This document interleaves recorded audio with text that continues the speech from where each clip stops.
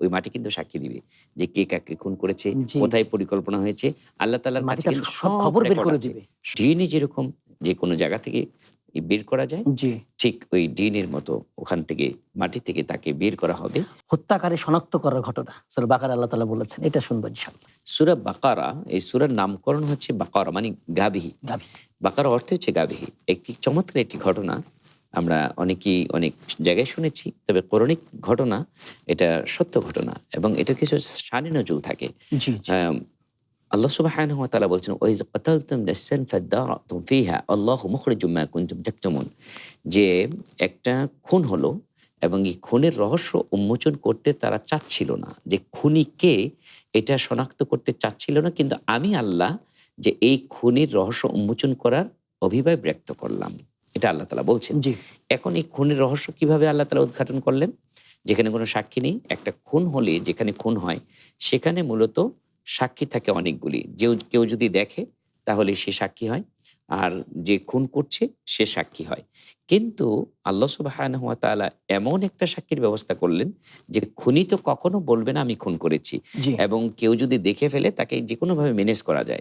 এজন্য দুনিয়াতে অনেক খুনের বিচার আমরা পাই না, সাক্ষীর হয় অভাবে না। পাই না। কিন্তু বনী ইসরাইলের যুগে সে খুনটা হয়েছিল একটা যুবক। তার সম্পদের মোহ, সে অস্থির ছিল। তার চাচাকে চাচার হত্যা অনেক সম্পদ করেছিল। ছিল। সে সম্পদের মোহে চাচাকে খুন করে এবং রাতের বেলায় খুন করে লাশটা গুম করে ফেলল এবং গুম করেছে অন্য জায়গায়, যাতে দোষটা অন্যের উপর চাপিয়ে দিতে পারে। জি, জি। তখন সকালবেলায় যখন হয়ে গেল, তখন সে অভিনয় শুরু করে দিল আমার চাচাকে কে খুন করেছে। লাশটা যেখানে পাওয়া হয়েছে তাদের উপর দোষারোপ শুরু করে দিল। তখন যাদের উপর দোষারোপ করলো তারা তো মানে জানে যে আমরা এই খুন করিনি। তখন তারা মুসা আলাইহিস সালামের কাছে গিয়ে বলছেন যে, "আপনি তো আল্লাহ সুবহানাহু ওয়া তাআলার সাথে কথা বলেন।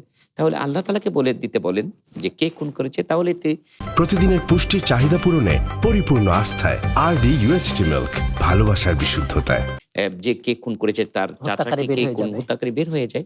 তখন আল্লাহ সুবহানাহু ওয়া তাআলা মুসা আলাইহিস সালামকে বলেছিলেন যে, "আপনি একটা গাভী জবাই করুন।"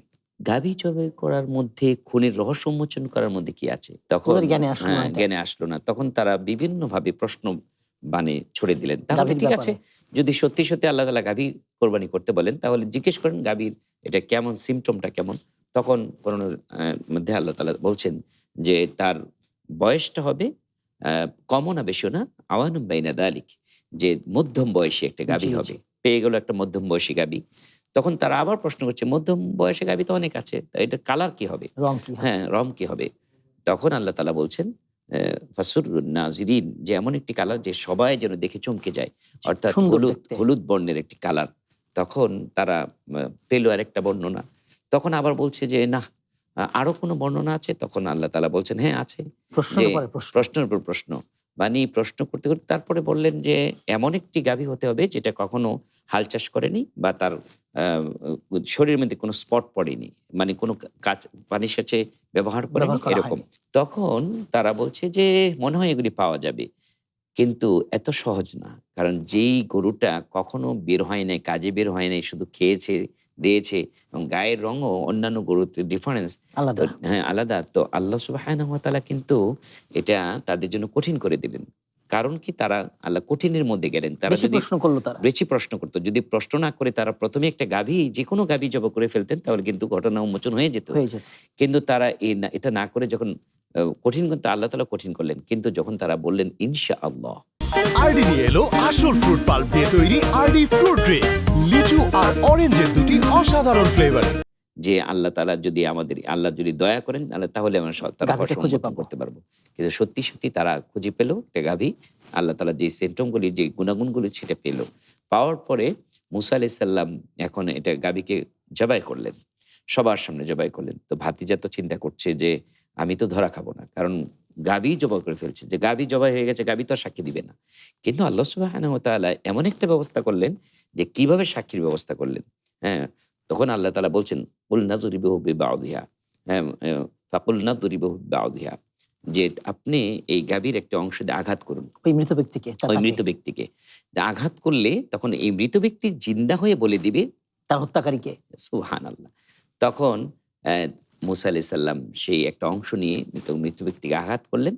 ওই মৃত ব্যক্তির চাচা জীবন লাভ করে তিনি বলে দিলেন আল্লাহু আকবার। যে তার আমাকে ভাতিজা। আমার ভাতিজা খুন করেছে। সবাই তো জেনে ফেললো যে আসল অভিনেতা সে অন্যের ঘাড়ে দোষ চাপিয়ে এরকম দিতে ঘটনা আমরা চেয়েছিল। এখনো দেখি। হ্যাঁ, হত্যা করে এখনো- নিজেই এখনো বিচার চাই। নিজেই বিচার দাবি করে।